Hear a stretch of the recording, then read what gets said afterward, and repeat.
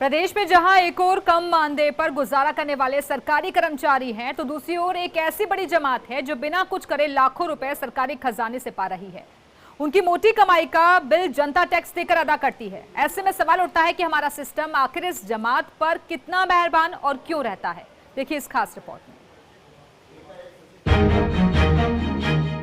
सियासत की गलियां ही कुछ ऐसी हैं कि जो यहाँ से एक बार गुजर जाता है, मानो या ना मानो, उस पर हमारा सिस्टम मेहरबान हो जाता है।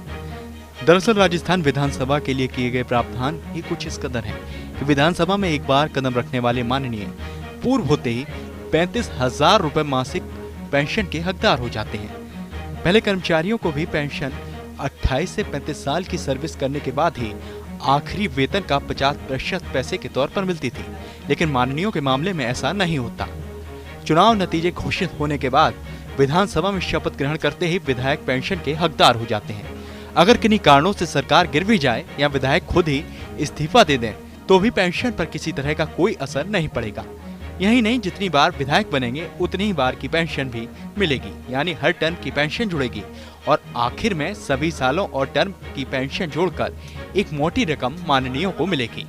यह आजीवन पेंशन अन्य सुविधाएं तो भोगते ही हैं, साथ ही उनके स्वर्गवास के बाद उनकी पत्नी या पति को भी आजीवन आधी राशि का भुगतान होता है।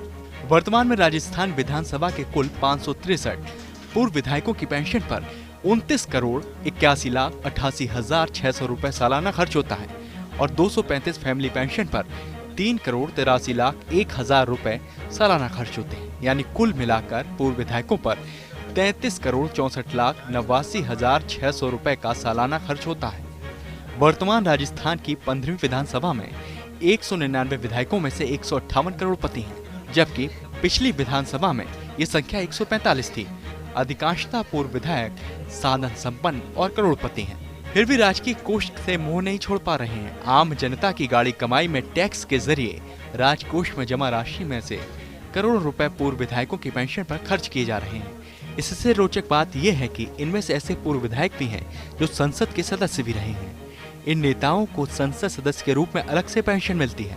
अगर इनमें से कोई अधिकारी या कर्मचारी रिटायर होने या वीआरएस लेकर विधायक बना तो उसकी सरकारी सेवाओं वाली पेंशन भी मिलती रहेगी, बशर्ते उसकी नियुक्ति जनवरी 2004 से पहले हुई हो।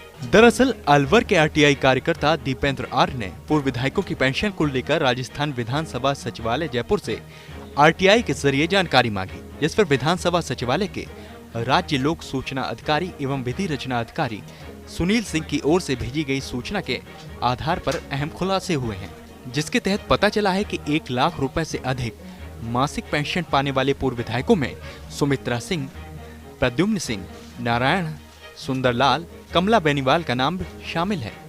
90,000 रुपए से अधिक मासिक पेंशन पाने वाले पूर्व विधायकों में देवी सिंह भाटी, दिग्विजय सिंह, भंवरलाल शर्मा, भगराज चौधरी, फतेह सिंह और घनश्याम तिवारी का नाम भी शामिल है। जबकि 80,000 रुपए से अधिक मासिक पेंशन पाने वाले पूर्व विधायकों में मानक चंद सुराणा, रावत राम आर्य, बनवारी लाल शर्मा, भंवर सिंह शेखावत, माधव सिंह दीवान, सुरेंद्र प्रसाद व्यास, अमरा राम और दयाराम परमार का नाम शामिल है। इसी तरह 50,000 से अधिक पेंशन पाने वाले पूर्व विधायकों की संख्या करीबन 125 है। यहाँ ये भी गौर करने वाली बात है कि 49 पूर्व विधायक ऐसे हैं जिनकी आयु 80 साल के ऊपर है, जो केवल एक बार ही विधायक बन पाए हैं, लेकिन अब 45,500 रुपए प्रतिमाह पा रहे हैं। चलिए अब आपको सबसे उम्रदराज पेंशनर के बारे में बताते हैं। कुम्हेर से पूर्व विधायक गिरिराज प्रसाद तिवारी की उम्र 99 साल है।